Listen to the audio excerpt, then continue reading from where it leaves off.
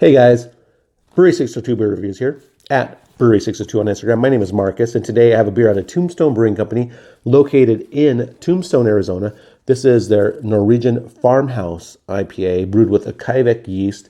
Now, a Kveik or Kveik yeast is a hot fermenting yeast that will pretty much ferment at any temperature you're looking for.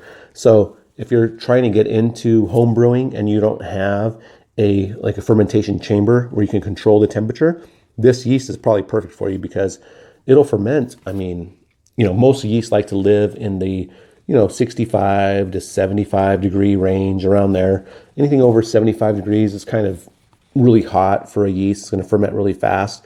But this yeast loves that. It loves anything over, like 75 degrees, even going into the 90s. It'll ferment pretty much at any temperature you want and still produce really good flavors and not produce a bunch of off flavors, which is really rare for a yeast. So if you're getting into home brewing, that's really the kind of yeast you want to use. So this beer, brewed out of Tombstone, is really cool. It's a farmhouse style, which would probably produce some funky flavors and stuff like that. So let's get into it. By the way, if you've never been to Tombstone before, it is a very historic place because, the whole Wyatt Earp and Doc Holliday thing. A lot of movies filmed out of Tombstone. And this brewery has only been there for a few years, not too long, and been to the brewery before. It's awesome. Really cool brewery. Really awesome atmosphere. I mean, you're talking about they're like next door to a house that was built in the 1880s. So, it's really cool dichotomy of, years and ages and history and all that sort of stuff. So if you ever get down to Arizona, plan a trip to Tombstone and then go to the brewery, you will not be disappointed. Trust me. The beer comes on full haze, and I just spilled a bunch of beer everywhere. So that's what that's for. And it comes on a full haze, orange color. Nice white bubbles on there. Good head. So let's get a dry-by aroma. I'm picking up a lot of orange peel. There's a lot of orange peel, maybe some lemon zest also coming out of there. Yeah, some grapefruit. A little bit of funk coming off of there too. Maybe like just a dankness kind of funk kind of thing going on. Let's get a deeper aroma.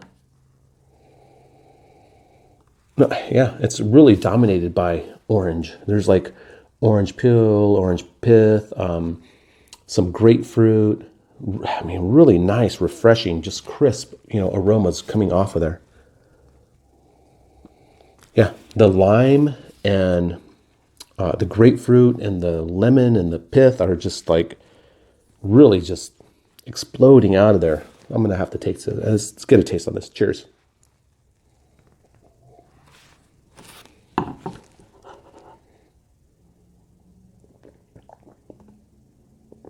So the first thing you get is a bunch of lime. You get like lime, you get lime peel along with grapefruit, a little bit of a orange peel as well.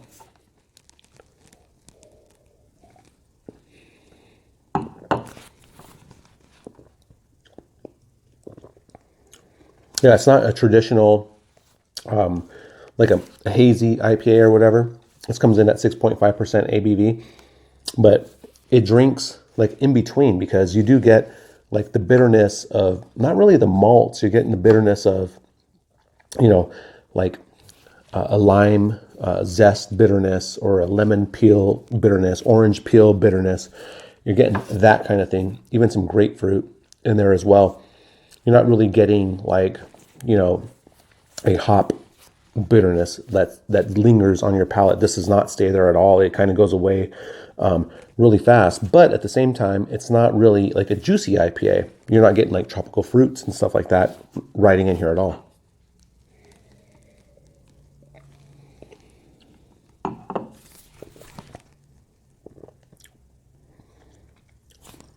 Yeah, it's a really good beer.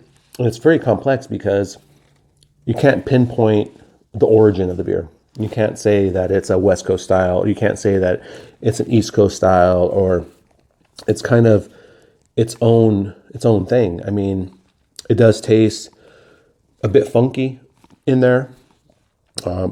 All the orange peel and the lemon peel and the zest kind of just burst out of there, making it completely different.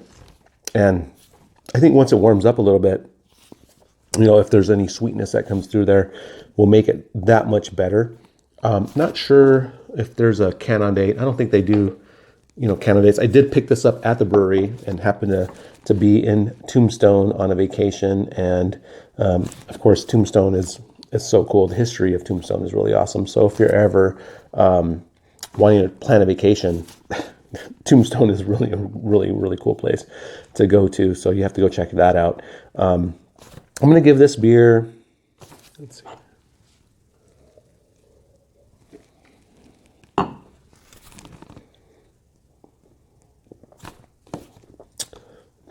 going to give this beer a 92. I think I'm going to give this beer, I'm going to give this beer a 92. It is really good. You can tell the yeast leave the flavors behind really well of the hops that are used. So again, if you want to get into home brewing, use this yeast, Kveik yeast. Look it up. It's a really good yeast to use. I've never personally have used it before, but I've had beers from home brewers that have used it, and they've used it with different styles of beers, and they all come out really good. Just a crazy yeast to use. Even ciders and stuff like that I've had with this yeast, and they come out really good. So I would definitely give it a shot. And again, if you're ever in Arizona, Tombstone, the Wild West, White Earp, those guys, Doc Holliday, Virgil Earp, you got to go, check this place out. It has a really cool history behind it. Probably the only and original Wild West, place you can go in all the United States. So go check this place out. And the brewery is really awesome. The people there are really down to earth and really part of that Tombstone history. So it's really cool. And again, my name is Marcus. It's Brewery 602 Beer Reviews at Brewery 602 on Instagram. Please like, subscribe, follow, leave comments below. Cheers.